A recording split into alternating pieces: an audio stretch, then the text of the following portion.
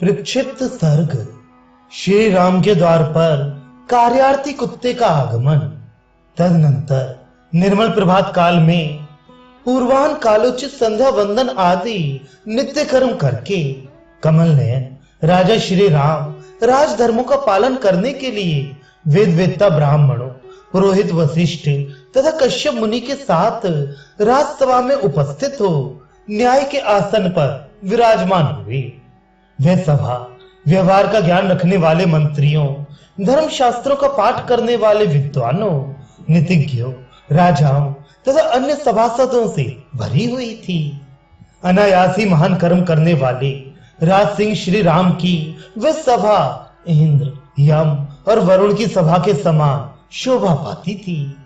वहां बैठे हुए भगवान श्री राम ने शुभ लक्षण संपन्न लक्ष्मण से कहा, माता सुमित्रा का आनंद बढ़ाने वाले महाबाहु वीर, तुम बाहर निकलो और देखो कि कौन कौन से कार्यार्थी उपस्थित हैं। सुमित्रा कुमार, तुम उन कार्यार्थियों को बारी बारी से बुलाना आरंभ करो। श्री रामचंद्र जी का यह आदेश सुनकर शुभ लक्षण लक्ष्मण ने द्वार देश पर आकर स्वयं ही कार्यार्थियों को पुकारा, परंतु कोई भी वहां यह ना कह सका कि मुझे यहाँ कोई कार्य है।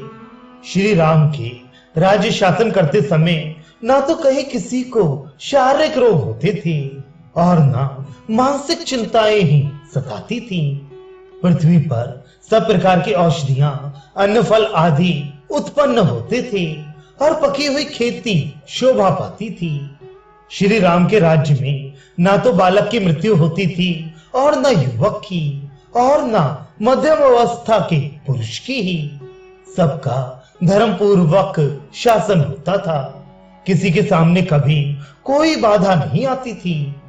श्री राम के राज्य शासन काल में कभी कोई कार्यार्थी अभियोग लेकर आने वाला पुरुष दिखाई नहीं देता था। लक्ष्मण ने हाथ जोड़कर श्री रामचंद्र जी को राज्य की ऐसी स्थिति बताई। तदनंतर प्रसन्न चित्त हुए श्री राम ने सुमित्रा कुमार से पुनः इस प्रकार कहा, लक्ष्मण, तुम फिर जाओ और कार्यार्थी पुरुषों का पता लगाओ। भली भांति उत्तम नीति का प्रयोग करने से राज्य में कहीं अधर्म नहीं रह जाता है। अतः सभी लोग राजा के भय से यहाँ एक दूसरे की रक्षा करते हैं। यद्यपि राज कर्मचारी मेरे छोड़े हुए बाणों के समान यहाँ प्रजा की रक्षा करते हैं, तथापि महाबाहु, तुम स्वयं भी तत्पर रहकर प्रजा का पालन किया करो। श्री राम के ऐसा कहने पर सुमित्रा कुमार लक्ष्मण राजभवन से बाहर निकले। बाहर आकर उन्होंने देखा द्वार पर एक कुत्ता खड़ा है जो उन्हीं की ओर देखता हुआ बारंबार भौंक रहा है। उसे इस प्रकार देखकर पराक्रमी लक्ष्मण ने उससे पूछा, महाभाग, तुम निर्भय होकर बताओ, तुम्हारा क्या काम है। लक्ष्मण का यह वचन सुनकर कुत्ते ने कहा, जो समस्त भूतों को शरण देने वाले और क्लेश रहित कर्म करने वाले हैं, जो भय के अवसरों पर भी अभय देते हैं, उन भगवान श्री राम के समक्ष ही मैं अपना काम बता सकता हूँ। कुत्ते के ये कथन सुनकर लक्ष्मण ने श्री रघुनाथ जी को इसकी सूचना देने के लिए सुंदर राजभवन में प्रवेश किया। श्री राम को उसकी बात बताकर लक्ष्मण पुनः राजभवन से बाहर निकल आए और उससे बोले, यदि तुम्हें कुछ कहना है तो चलकर राजा से ही कहो। लक्ष्मण की यह बात सुनकर कुत्ता बोला, सुमित्रा नंदन, देवालय में, राजभवन में तथा ब्राह्मणों के घरों में अग्नि, इंद्र, सूर्य और वायु देवता सदा स्थित रहते हैं। अतः हम अधम योनि के जीव स्वेच्छा से वहां जाने के योग्य नहीं हैं। मैं इस राजभवन में प्रवेश नहीं कर सकूंगा, क्योंकि राजा श्री राम धर्म के मूर्तिमान स्वरूप हैं।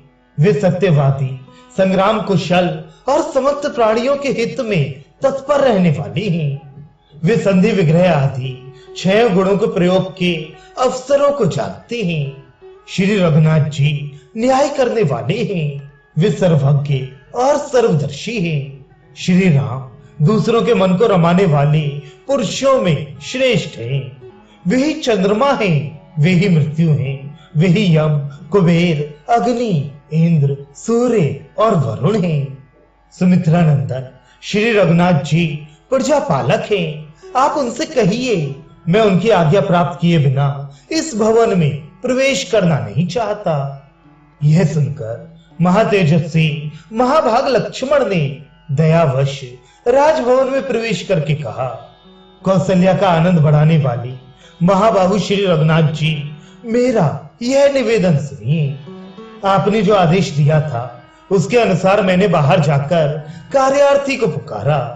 इस समय आपके द्वार पर एक कुत्ता खड़ा है जो कार्यार्थी होकर आया है। लक्ष्मण की यह बात सुनकर श्री राम ने कहा, यह जो भी कार्यार्थी होकर खड़ा है उसे शीघ्र इस सभा के भीतर ले आओ।